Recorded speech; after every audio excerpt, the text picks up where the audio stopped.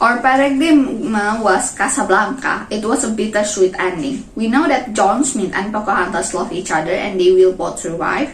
They just can't be together for a greater good. Just like in Casablanca. Now I have a clear distinction. My drawing has to tell this story. This also was my chance to prove my boss wrong, that my story would work not emotionally cool. I call this sequence my heartfelt farewell. The character needs to feel sad but not tragic. They are heroic. I talk about when I had left my home, friend and family in New York to come work for Walt Disney Feature Animation in California. That was the feeling that had gone into the sequence, that the sadness of leaving. However, something else was required to make it bittersweet. When I left New York, I was leaving for a great opportunity to fulfill my childhood dream. The most important point of my sequence of how alone Pocahontas feel. How do you show someone is feeling? Body language can say a lot. But what is body language? It's the shape of body that makes one feeling different emotion. And unless you are a good poker player, this emotion comes through loud and clear. Doesn't visual language work the same way? The answer is yes. This is the secret. Every shape, line, and composition have feeling associated with them. The technical term that I learned from Dr. Scott's vocabulary of the medical critic class is known as analogical morphology. This is a fancy way of saying that they have a similar shape. So, the shape of our composition can tell us how to feel. Structuring in this way leads to a very important principle. Composition is subtext. It was a Pocahontas that animator Glenn Knell taught me the composition is like visual subtext. When you tell a story, there are always things that are unsaid and directly, but are profound significant. It is known as a subtext. When the texts are subtext, they are cross-purpose that they can create a greater tension in a work. The subtext can often contain more truth than the next. Composition is subtext.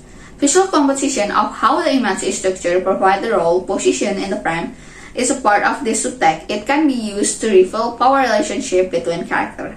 Like the role of music score, the image tells you what is going on, but compositional structure tell you how to feel. As an experiment, try to draw different emotions, just use abstract image. What is truly surprising is how similar different people image are each particular emotion. Use this when you are composing your shot. In the farewell sequence, I approach it in shotgun fashion. Rather than a linear approach, I search for a key iconic image and then create a continuity around them. Tom Blanch's drawings were often drawn and redrawn many times to find just the right composition. Don't be afraid to show thrown stuff away. Keep experimenting, it pays off. First, I had to create a sequence for the action. Everybody staying around the dog would not be interpreting enough. I want a more desolate location. The weather also had to set the tone. I just to make it a foggy morning. Fog in the mysterious and hide things from the view. It also won't work to have everyone there already. Smith should have to wait for Pocahontas.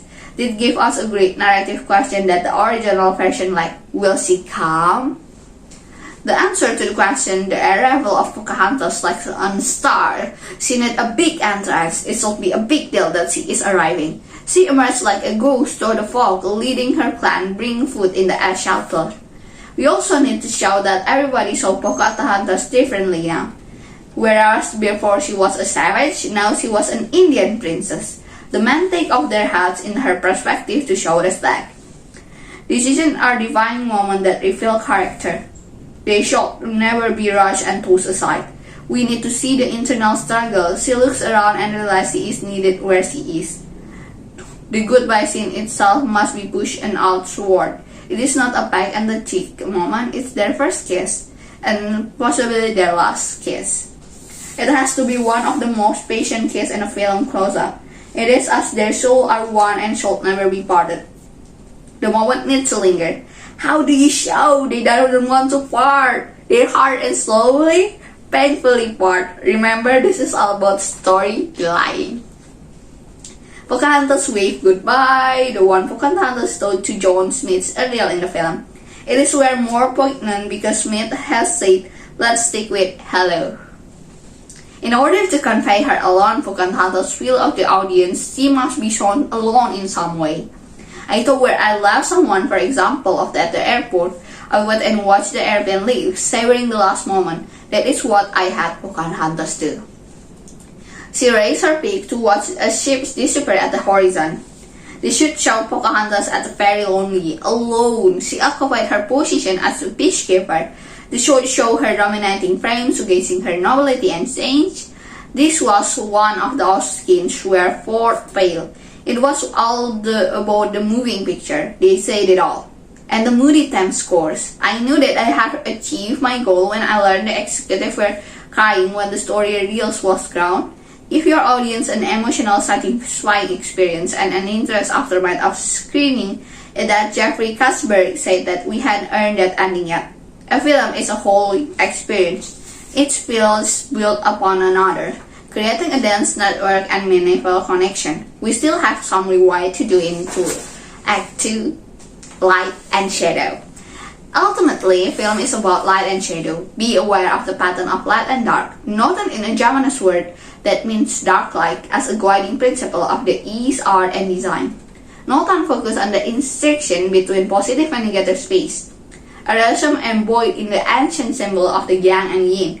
In composition, it recognizes the separation but equally important identify of both shape and its background. One of the key lessons that I learned about composition was to place light over dark and dark over light. Thus weaving together of elements. This is known as counterchange. The place where the values meet is called a value passage. These common values help unify composition. American regionalist Spain, Thomas Hart Benton used this technique to masterful effect. Points to remember. Analyze your composition, exploring for each design element at its time as well as overall. For example, check to see how just the color work or the light-dark pattern of the arrangement of line. Design and composition principle apply to every level of film construction for a single shot composition to overall structure of the whole film. As a director, you are the conductor of a moving visual. You need to control graphic noise in order to make music. Tone down graphic noise by lowering contrast, push up the contrast to where you want the audience to look. Use composition to create a visual drama. Composition is subtext. It tells the audience how to feel, make sure you know what you are saying. Strive for visual decadence, simple but dynamic. Experiment with a moving camera around the stage or base composition. Make sure every shot has a focus-centered attention. Make sure this has the graded contrast of value. Be aware of wherever the character you are in the frame and what their placements say about them. Use elements of your composition as arrow and pathway to direct the viewer eyes. Group and mass similarity things to simplify your composition. Mask your dark together to avoid making the picture look spotty. Whip your composition with dark over light and light over dark. Watch 30 to study its dynamic composition. Directing the eyes deeper into space and time is Chapter 8, page 191. We are going to continue looking at how directing the eyes, but for now we are issued specific to the camera. What is wrong with this picture? The problem is that the practice is totally wrong. Their composition point of view like a garbage painting in flattered space. The background element and theme appear as close as foreground element. Such reasons are ignored. It may be interesting as a puzzle, but it's hard to orient yourself in a narrative sense. The enemy of good design strikes again. The picture is confusing. You cannot understand the depth of the image. We live in the world 3 spatial dimensions. Our movie screens has 2 dimensions. Sometimes has got to give. Remember where we view our map in the world. We distort, generalize, and delete part of territory that represent. We have to grade out a whole dimension, but we don't actually lose it. We can suggest it and the viewer will see the missing depth. What kind of depth push does we need to give the audience enough information to correctly look at our scenes spatially? Luckily, we are not the first to encounter this problem. If we solve the during the resonance and it's called perspective. Perfectists in art often call artificial and linear perspective in a system for representing the three-dimensional space on a flat surface. It is an optical system based on looking at the skin from a single viewpoint. Perspective can create mistake from our picture, but it also creates unity of the picture to a single viewpoint, thus directing our eyes. The invitation of the camera allows perspective to be taken care of the optic that the camera itself. So even though we don't need to worry about it, the qualities that camera imparts on our image of utmost importance. We need to understand not how the optional work, but the effect that are created via a skin tone of the lens. The camera also automatically captures the depth cues. In order to linear perspective, there are aerial perspective. Aerial perspective captures the fact that the more distance was an object, it's more atmosphere we have to look toward to see it. Normally, further object can on a progressively lose heat. They also lose contrast and details. This in case an aerial perspective. It's a foggy day. On underwater, sight distance in several curtain in the viewing medium, water or fog. Overlapping object indicates depth, as an object in the foreground obscures those behind it, further away in depth. Size constancy and lower depth cue is we assume objects of the same size.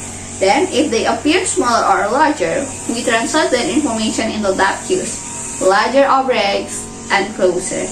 The scale of texture works like size constancy. We start with horizon. The horizon is the line where the ground planes meet the sky. The line is also located at the eye level of the view. We are going to start with the camera on the axis. This means we are pointing right along the line of our subject. Our line coverage at the point that horizon known as the vanishing point. This is called a one-point perspective because there is one vanishing point. Our eye level is about waist high. The size of each railroad tie also diminished in the scale. Let's look at how to space them so they appear evenly spaced. To do this, we will use some simple geometry. First, set the placement of the first two ties. Now, we will draw a diagonal line where the track met one side of the tie and the other side of the next tie. Now, go back to the first side and draw another diagonal that is parallel to the first diagonal. Where the line crosses the track is where the place is third tie. We simply repeat this process for the rest of the track. One-point perspective shows the object head-on and axis of this box shows we cannot see the side of it. If we shift the camera to the side, the lens now covers the two vanishing points. The box is now shown in two-point perspective. The horizon is at eye level. The placement of two vanishing points is very important because it defines whether the view is wide angle or telephoto. The wider the points are far, more telephoto they appear. Here the vanishing points are close, giving a wide eye angle view.